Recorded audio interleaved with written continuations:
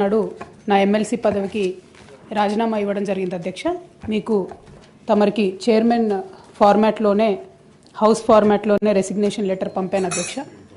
ఆనాడు మీరు పెద్దలుగా నా వెల్విషర్గా అదేవిధంగా మీ యొక్క డ్యూటీ నిర్వర్తిస్తూ మరి ఆవేశపడకండి, కొంచెం ఆలోచించుకోండి, నిర్ణయం తీసుకోండి, మీకు సమయం ఇస్తా అని చెప్పారు అధ్యక్ష. అయితే ఆ తర్వాత పలు సందర్భాల్లో కూడా నేను మీడియా ద్వారా తమరికి విజ్ఞప్తి చేశాను. నేను చాలా కాన్షియస్గా డెసిషన్ తీసుకున్నాను అధ్యక్ష, నా రెసిగ్నేషన్ యాక్సెప్ట్ చేయండి అని. కానీ 4 నెలల సమయంలో కూడా ఆ నిర్ణయం మీరు తీసుకోలేదు అధ్యక్ష. అందుకనే ఇవాళ తమరిని మళ్ళీ సమయం అడిగి ఫ్లోర్లో మాట్లాడి అసలు ఈ నిర్ణయం తీసుకోవడానికి కారణం ఏంది ప్రజలకు తమరి ద్వారా ఎక్స్ప్లెయిన్ చేయాలన్నటువంటి ఉద్దేశంతో సమయం అడిగాను అధ్యక్ష. తమరు దయతోని సమయం ఇచ్చినందుకు ధన్యవాదాలు తెలియజేస్తా ఉన్నాను అధ్యక్ష.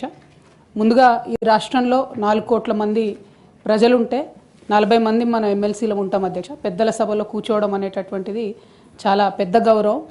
ఇటువంటి గౌరవాన్ని నాకు ఇచ్చినటువంటి బీఆర్ఎస్ పార్టీకి, అట్లానే నిజామాబాద్లో నాకు ఓటు వేసి గెలిపించినటువంటి మా ఎంపీటీసీ జెడ్పీటీసీ సభ్యులకు ధన్యవాదాలు తెలియజేస్తూనే నాకు ఇచ్చినటువంటి బాధ్యతను నేను నిర్వహించడానికి అదే బీఆర్ఎస్ పార్టీ నుంచి నాకు అనేకమైనటువంటి కట్టుబాట్లు ఎదురవుతూ ఉన్నాయి. కాబట్టి ఆ పార్టీ ద్వారా సంక్రమించినటువంటి పదవిని పెట్టుకోవడం అన్నది నైతికత కాదు. కాబట్టి ఆ పార్టీ ఇచ్చినటువంటి పదవికి రాజీనామా చేయాలని చెప్పి నిర్ణయం తీసుకున్నాను అధ్యక్ష. దాన్ని తమరు యాక్సెప్ట్ చేయాలని ఫ్లోర్ ఆఫ్ ది హౌస్లో అడుగుతా ఉన్నాను అధ్యక్ష. అదేవిధంగా అధ్యక్ష, తమరికి తెలుసు అధ్యక్ష, నేను గత 20 సంవత్సరాలుగా ప్రజా జీవితంలో ఉన్నటువంటి వ్యక్తిని. తెలంగాణ ఉద్యమ సందర్భంలో అనేక మంది కేసీఆర్ గారి నాయకత్వం పట్ల, ప్రొఫెసర్ జయశంకర్ గారి నాయకత్వం పట్ల ఇన్స్పైర్ అయ్యి ఎంతోమంది ఉద్యమంలోకి వచ్చినటువంటి వ్యక్తుల్లో నేను ఒకదానిగా ఆనాడు 2006లో ఉద్యమంలోకి వచ్చాను అధ్యక్ష. 2006లో నేను ఉద్యమానికి వచ్చేటప్పటికే బీఆర్ఎస్ పార్టీ పొలిటికల్గా ఒక శక్తిగా ఎదిగింది అధ్యక్ష. ఆనాటికే యూనియన్ క్యాబినెట్ మినిస్టర్గా కేసీఆర్ గారు కూడా ఉన్నారు. అయినప్పటికీ నేను బీఆర్ఎస్ పార్టీలోకి రాకుండా ఇండిపెండెంట్గా తెలంగాణ జాగృతి అనేటటువంటి సంస్థను స్థాపించి ఆ సంస్థ ద్వారా తెలంగాణ ఉద్యమంలో ఎక్కడైతే గ్యాప్ ఉందో ఆ గ్యాప్ని ఫుల్ఫిల్ చేయడానికి, ముఖ్యంగా మహిళా లోకాన్ని తెలంగాణ ఉద్యమంలోకి తీసుకురావడానికి, యువమిత్రుల్ని తెలంగాణ ఉద్యమంలోకి తీసుకురావడానికి అనేక కార్యక్రమాలు చేపట్టడం జరిగింది అధ్యక్ష.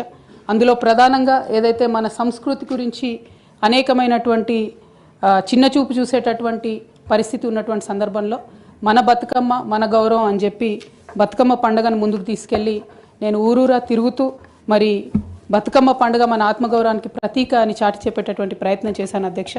అదేవిధంగా మన చరిత్రకు సంబంధించి 3000 సంవత్సరాల తెలంగాణ చరిత్రను కూడా నేను ప్రత్యేకించి ఒక చారిత్రక బృందాన్ని కూడా పెట్టుకొని మరి పుస్తకాలను కూడా వెలువరించడం జరిగింది అధ్యక్ష.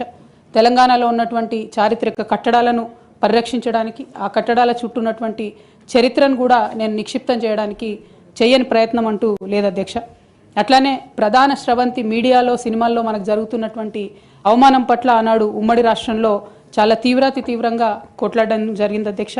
మన భాషను, మన యాసను ప్రొటెక్ట్ చేయడానికి నా వంతు ప్రయత్నం చేశాను అధ్యక్ష. అప్పటికే ఉమ్మడి రాష్ట్రంలో ఉన్నటువంటి పాఠ్య పుస్తకాల్లో కూడా మన తెలంగాణ